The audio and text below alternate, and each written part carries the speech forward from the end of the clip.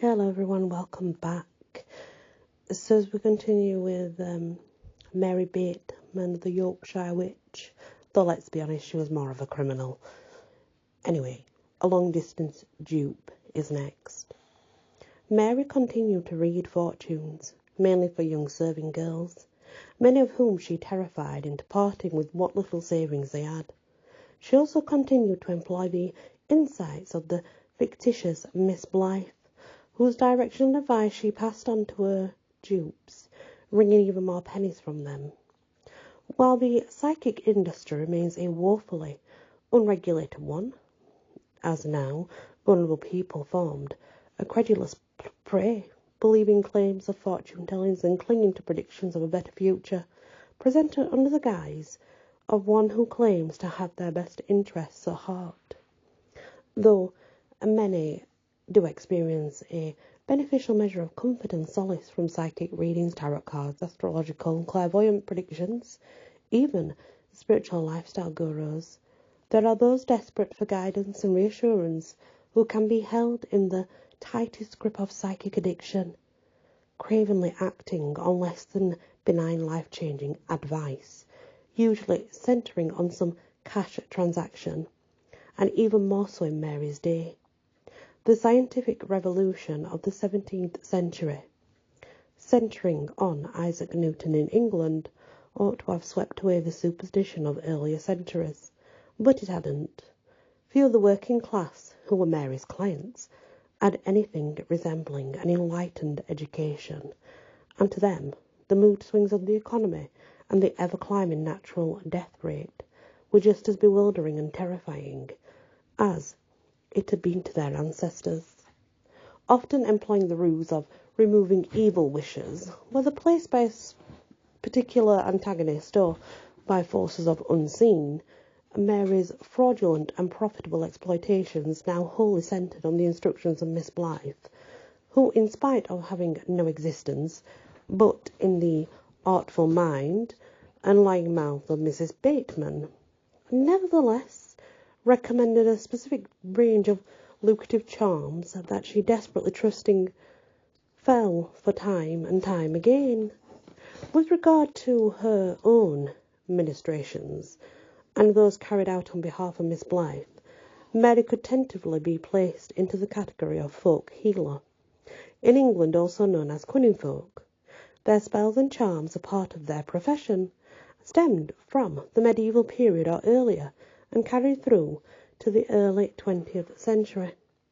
Like Mary, they were regarded as witches, while large numbers of ordinary people used the services of these white witches in lieu of expensive and equally unreliable doctors. It was all too easy for white witchcraft to slip to grey and then to black. The evil arts associated with Satan. There had been widespread persecution of them across Europe from the 15th to the 18th centuries, although the hysteria of London in 1632 and Salem 60 years later rarely showed itself in Britain. Most people, even magistrates, could tell a beneficent cunning woman from a black witch, and in any case, witchcraft in England was regarded as a felony, punished in extreme cases by hanging. It was not seen as devil worship, for which in Europe and Scotland the penalty was the stake. Typically, the benefits that cunning folk offered their local community was facilitated by what they claimed to be their own magical powers, and operating in a competitive market where reputations and first impressions were very important. Perhaps Mary's ruse of her alter ego, Miss Blythe, in some measure protected her against any potential backlash should her clientele prove dissatisfied, as the services were apparently directed by the instructions of another. Professed to be highly skilled in such matters as well, this other. White witches used spells and charms in order to combat malevolent witchcraft, to locate criminals, missing persons and stolen property, to tell fortunes, to heal, to seek out hidden treasure, and to influence matters of the heart. In one example, a cunning man from Newcastle, Peter Banks, was charged in 1673-74 for offering to draw up a magical contract which promised to secure a presumably knight-errant husband's fidelity for the term of 1 year. Cunning folk were often widely consulted with regard to health problems too, where both humans and their livestock were concerned. In the context of Mary's work as an abortionist, 200 years earlier, those who practiced the dark arts ran a serious risk, avoiding it at this time. Obviously, things had changed. But according to the 16th century, we have an examine of witches. Those midwives and wise women who are witches are in the habit of offering to Satan the little children which they deliver, and then of killing them. They do even worse, for they kill them while they are yet in their mother's wombs. This practice is common to all witches. Now, when it says midwives here, it does not mean a qualified midwife. It means a cunning woman or a white witch. There may have been an element of power-seeking in Mary's control of her gullible clients, but her main motive was clearly greed. She used her literacy to write spells, usually symbols, grimoires, or biblical quotations, giving the client hard proof that the remedies were real. They all came, of course, at a cost, payable either to Mary herself or to be passed on to the mysterious, all-knowing Miss Blythe. These particular charms, consisting of varying sums of money, supplied of course by the client, were sewn into small bags and, once secreted as directed, were not to be opened for a specific length of time, lest the magic be rendered ineffective. Invariably, when the bags were opened, they were found to contain worthless items equal to the weight of a coin supposedly contained. By the time these discoveries were made, Mary was long on her way. One unfortunate client of Mary's, selected from the ranks of Leeds youthful girls to domestic service, was persuaded that an evil wish had been placed upon her by an old beggar woman to whom she had refused to give alms. After the initial provision of a pocket handkerchief for Miss Blythe, she then gave up 5 guineas to be sewn into 5 bags as an effective charm, along with handing over clothing to a corresponding value. Of course, Mary gave assurances that the money and clothing would be restored to her upon the cessation of the curse, but a few days before the appointed date, when the bags were to have been opened, an anonymous gift of fruit pie was received by this young woman, allegedly an offering from her sweetheart. While in appearance the pie seemed very nice, on sampling a slice with a fellow servant, the taste was found to be hot and offensive, and her suspicions aroused. The girl took her pie straight to Mary for inspection. At that point, the girl still regarded her as a wise woman and trusted confidant. Mary maintained that she knew nothing of such things, but that if she wrote to Miss Blythe, she'd be able to help, and so it proved. She told Mary that it was indeed fortunate the pie had not been eaten, as it was full of poison. But then Mary already knew that. Having failed to eliminate the gullible girl, when the appointed time came and the magic bags were finally opened, it was discovered that the guineas had mysteriously changed to coppers, and the clothing to rags. Needless to say, her dupe never saw Mary again. Conveniently, Miss Blythe lived in Scarborough, a fair enough distance from Leeds for Mary to maintain the pretence of her existence. It was also necessary for her to communicate by letter, giving Mary the opportunity of forging Miss Blythe's supposed replies and charging her clients with the postage into the bargain. One such correspondence entered into with Miss Blythe concerned the predicament of a widowed washerwoman called Judith Cryer. In April 1807, Mrs. Cryer had come to Mary in some distress concerning the behaviour of her 11-year-old grandson. Mary had been recommended to Mrs. Cryer by a Winifred Bond, who later testified at Mary's trial that she had been employed by Mary to run various errands for her, delivering letters and presumably acting as a recommending agent for Mary's services. It would later become apparent at Mary's trial that Winifred Bond was unable to read, a convenient deficiency from Mary's point of view. Yet Winifred still had a tongue in her head, and this was presumably why Mary had later coerced this potential witness into leaving Leeds. She obligingly relocated to the outskirts of Keighley, as she was afraid of the supernatural powers she supposed Mary to possess. Thus began a masterly play on Judith Cryer's fears for her grandson's wayward inclinations, especially when the response received from Miss Blythe included a drawing of a gallows and hangman's noose, reinforcing the prediction that the grandson would be hanged before he reached the age of 14. Unless, of course, Mrs. Cryer stumped up 4 guineas in payment for Miss Blythe to avert the catastrophe. In view of Mrs. Cryer's situation, Mary's exploitation of her was as shameless as any other she had undertaken. The occupation of washerwoman was largely the province of older women, often widows, trying to support themselves and their children. For those who could afford it, washing was habitually sent out, especially in view of the time-consuming and back-breaking aspects of laundry work before the advent of piped and heated water and domestic appliances. Paying someone else to do the laundry was top priority on many households when circumstances permitted, though washing entailed a great deal of lifting and carrying, as well as the extraordinarily heavy job of wringing out sodden linen. In common with any other manual labour, that was the province of lower classes. The wages were meagre. Somehow Mrs. Cryer managed to scrape together what must have been an astronomical sum for a woman of her means, and at length an instruction arrived from Miss Blythe that 3 of the guineas were to be stitched into a leather bag. Presumably, the balance was pocketed by Mary as Miss Blythe's fee, and the bag then sewn into Mrs. Cryer's bed, where it was to remain untouched until her grandson had attained the age of 14. Before the 3-year interim was up, however, Mary's later arrest and exposure caused Mrs. Cryer to extract the bag from her bed, and on opening it up found it to be empty.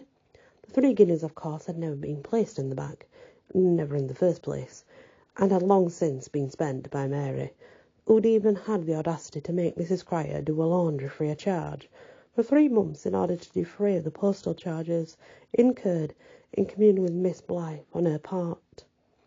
While Mary was clearly consummate at the art of deception, she didn't always come out on top.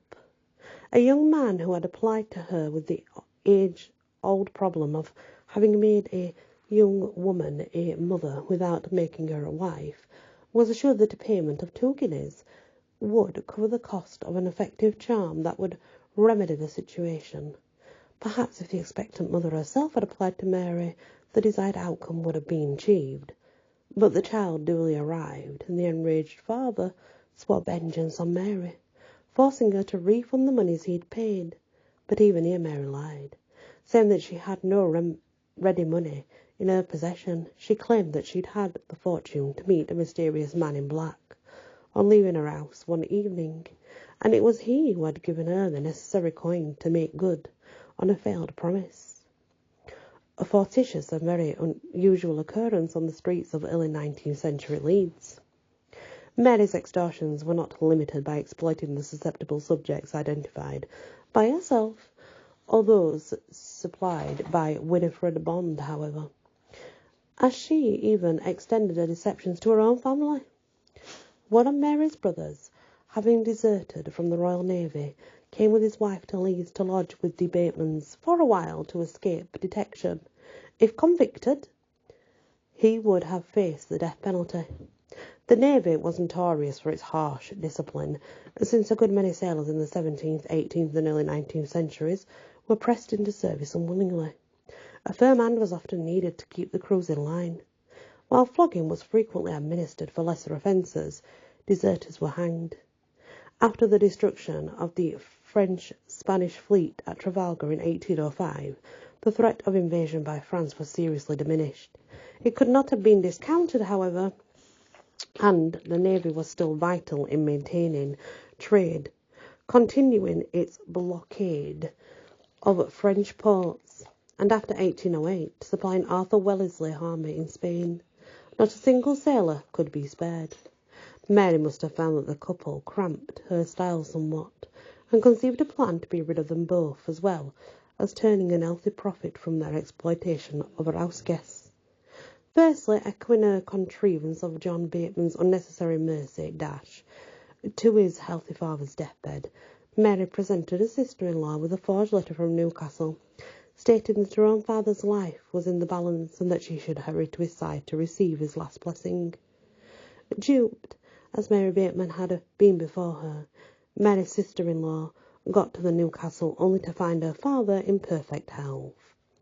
The Port-on-Tyne was famous for its glass production at the time, and its literary and philosophical society was the envy of the north. During his wife's absence, Mary put the time to good use and began to work on her brother. She told him that not only had his wife been unfaithful to him, but that she was busy running up extraordinary debts in his name. Furnishing him with the necessary ink and paper, Mary encouraged her brother to write to his wife, telling her that the marriage was over and not to bother to return to Leeds.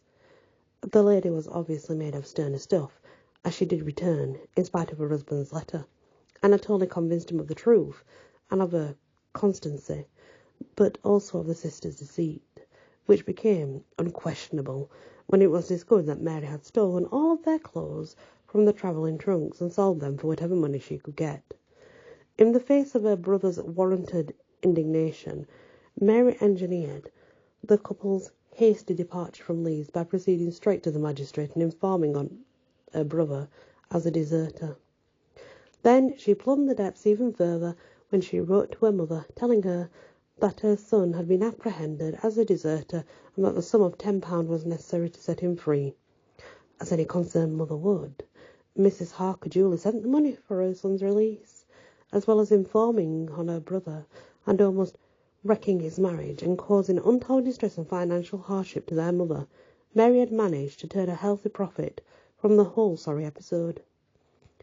Mary also ran a long-distance dupe on 2 serving girls, whose move to Manchester she had engineered.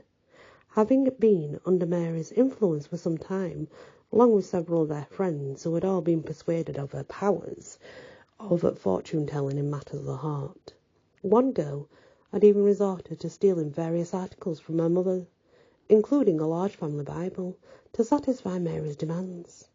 However, when these extortions had reached such a point that Mary was concerned she might be discovered, she contrived to send both girls, at different times, to seek a position in service in Manchester. The cotton polis was growing at the alarming rate in these years, swallowing up the outlying villages, which are now its suburbs. The first cotton mill had been opened there by Richard Arkwright in 1780, and the city's slums were home to thousands of cellar-dwelling Irish. Keeping up a correspondence with each of them, Mary managed a long-distance extortion of clothing and belongings that meant the desperate girls were virtually naked. The likelihood of the pair accidentally meeting in the city with its 70,000 population seemed remote, but Mary had nevertheless included a codicil concerning the procurement of a suitable husband. Both were instructed that if they were to happen to meet one another in Manchester, they must under no circumstances exchange a word, lest the charm put in place be broken. But one day, by chance, they did meet in the street, and in spite of Mary's threats regarding fraternization, the pair broke down in tears and revealed identical tales of woe. Realizing they'd both been wholly taken in by Mary, they wrote to their friends back in Leeds, who in this instance got back the money and clothing that Mary had coerced from them, though needless to say, the promised husbands never materialized. In 1807, in view of the continuing exposures of Mary's increasing frauds, the Batemans were forced to move yet again, this time to Meadow Lane, south of the River Aire, in a populous southern-western suburb of Leeds called Holbeck. While there, another poison-related incident involving the family of a long unemployed clothes-dresser named Gosling was brought to the notice of the local surgeon.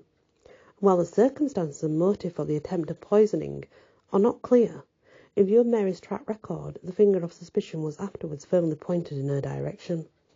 Joseph Gosling and his wife and 4 children, who were living in dire straits, returned to their house one day to find a small cake on the kitchen table.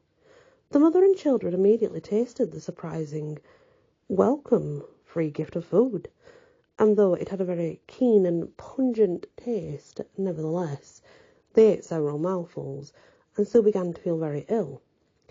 Thankfully, though, it was, of course, the local surgeon, a Mr. Atkinson, was summoned, and in good time was able to administrate emetics sent to save the lives of the entire family.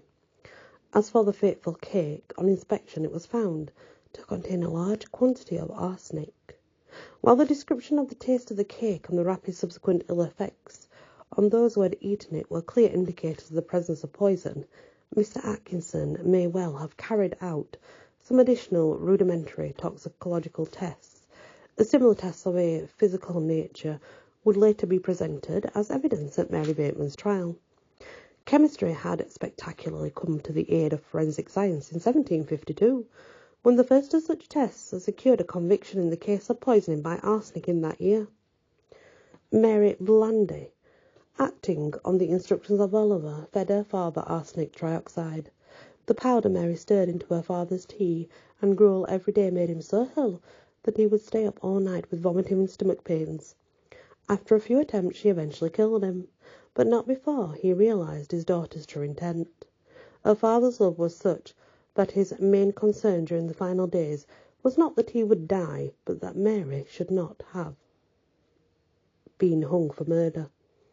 The poison she had used was a white powder, and it was Dr. Addington who identified it. Having treated Francis Blandy, Addington suspected arsenic was a substance that had poisoned him and conducted a series of physical tests to prove his point. When he put a sample of the powder Mary had given her father into cold water, for instance, part of it remained on the water's surface, but most of it stayed on the bottom, undissolved. The same results apparent when a known sample of arsenic was similarly tested. Additionally, when Addington tossed the powder onto a red-hot piece of iron, it did not burn, but sublimated, that is, it transformed directly from a solid to a gaseous state, rising up into garlic-smelling white clouds, just as arsenic did. Addington argued at Mary Blandy's trial that these results proved the powder employed was, in fact, arsenic, and the forensic evidence he provided helped convince the jury that Mary had poisoned her father. Well, of course, the results of Addington's early forensic tests were not definitive and would be regarded as rudimentary by today's standards, and neither were they specific to arsenic alone. The jury nevertheless agreed with Addington's findings, and this was the first time any court had accepted toxicological evidence in an arsenic poisoning case. Sentenced to death for her father's murder, she was hanged on the 6th of April 1752 in the Castle Yard at Oxford, seemingly more concerned with preserving her modesty than with her imminent death. Mary's last request was that, for the sake of her decency, she would not be hoisted too high, concerned that the young men in the crowd would look up her skirts. As for the fate of the lady's coercive lover, he escaped before he could stand trial, but died later that year. In the case of the Gosling family, if Mary Bateman was indeed responsible, while the motives were unclear, it is testament to her tarnished character that the blame was laid squarely with her. It comes to no surprise that by the following year, in 1808, the Batemans had again moved and were now living in Camp Field off Water Lane, an area of high-density housing close to a flax mill of Marshall and Benyon, the same mill which had suffered the serious fire back in 1796, and so mercenarily exploited by Mary in her charitable endeavours. Here, 92 pairs of back-to-back houses occupied a field called Bar Croft, measuring 75 yards by 125 yards. Amongst the many occupying this slum, Mary found a new and impressionable neighbour to exploit in the wife of James Snowdon. Whether Mrs. Snowdon already believed in prophecy or the notion was implanted by Mary's powerful suggestion, her fears centering on the presentiment of a drowning of one of her children were certainly exasperated by Mary to increase the gains.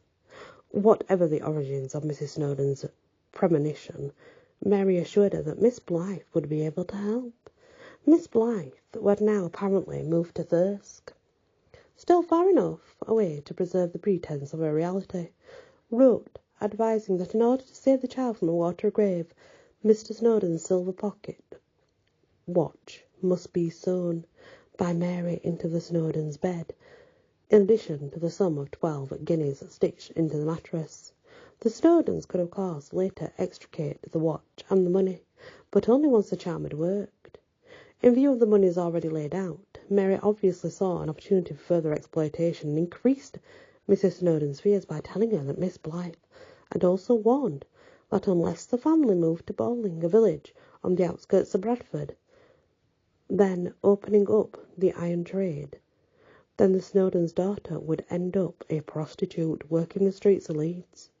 While the bed containing the preventive monetary charms and silver pocket watch could be taken with them, Mary persuaded husband and wife that it would be expedient to leave a considerable amount of property in their Leeds house and leave the key with the Batemans. Later, now relocated in Bradford, the Snowdons expressed a wish to tear open the bed and retrieve the watch and money. The request, of course, posed a decided problem for Mary. She wrote back advising that, in line with Miss Blythe's instructions, enough time had not yet elapsed, and in the face of her imminent exposure, Mary also told the Snowdons that, before the guineas and watch were removed, the entire family would need to take a special dose in order to render the magic of the concealed charms powerful enough to prevent their son from drowning and their daughter's descent into the life of a streetwalker. That Mary had in mind the poisoning of the Snowdons in order to prevent the discovery of her fraud is obvious. It would have also cleared the way for her to grab all the possessions still remaining in the Snowdons' vacant Leeds home, to which she held the key. The allotted time for the administration of the dose, defined by Miss Blythe, was set for the end of October 1808. Presumably, this would have taken the form of a powder, which Mary assured was currently being prepared by Miss Blythe, that would have been sent to the Snowdons, along with specific instructions as to how it should be administered. The plan, of course, was that, effectively, the Snowdons would be responsible for poisoning themselves. However, the threat to the family was averted at the 11th hour by the exposure of Mary's part in the poisoning of another held under Miss Blythe's influence, and the timely publicity surrounding her arrest for her part in the death of Rebecca Perigo, brought about by Mary in the May of the previous year. This was the crime for which she would be tried, convicted, and then hung. And that's the end of that chapter. So she's still at it. She's still doing exactly what she knows to do best. She's still being fraudulent. She's definitely not interested in changing her ways, is she? Let's be honest. Well, it doesn't appear that she is anyway. So it's quite obvious why she was hung. But also we have to understand, though, they called her the Yorkshire Witch, and they did, you know. She was in Leeds most of the time, actually. But really, she wasn't a witch. She was a criminal. So, you know, it's like, when they call her a witch, I understand why, because she did all these fake prophecies and blah, blah, blah, and charms and stuff. But she really was a fake witch. She wasn't a real witch, was she? She was a criminal. That's just my thought, anyway. Many blessings.